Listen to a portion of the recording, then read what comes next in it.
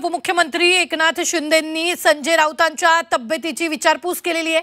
संजय राऊत यांचे भाऊ सुनील राऊत यांच्याशी फोनवरून त्यांनी चर्चा केली आहे। मागील काही दिवसांपासून संजय राऊत आजारी आहेत आणि राजकारणापलीकडे जाऊन एकनाथ शिंदेंनी संजय राऊत यांच्या तब्येतीची विचारपूस केल्याचं कळतं आहे।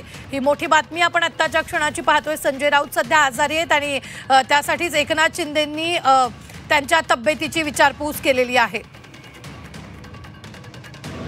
पाल्यानंतर ते सगळं इन्फेक्शन होतं। हां हां हां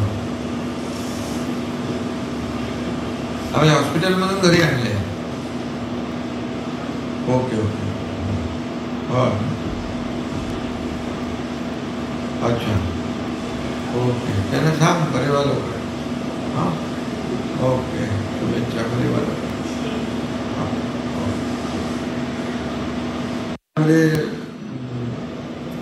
पाल्यानंतर ते सगळं इन्फेक्शन होतं। तर या संदर्भात ताजे अपडेट देत आहेत आपले प्रतिनिधी कपिल राऊत। कपिल, एकनाथ शिंदेंनी संजय राऊतांच्या तब्येतीची विचारपूस केली आहे, फोन केला होता त्यांनी।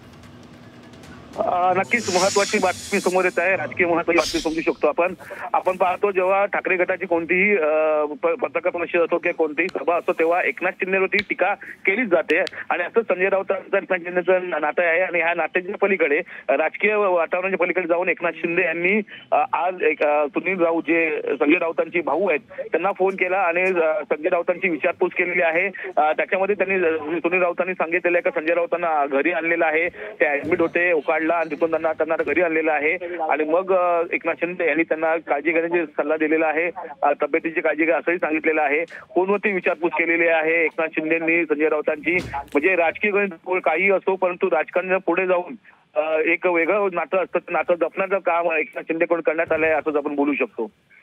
निश्चित धन्यवाद कपिल ताजे अपडेट देण्यासाठी। मात्र आत्ताच्या क्षणाची ही सगळ्यात मोठी बातमी आपण पाहतो आहोत।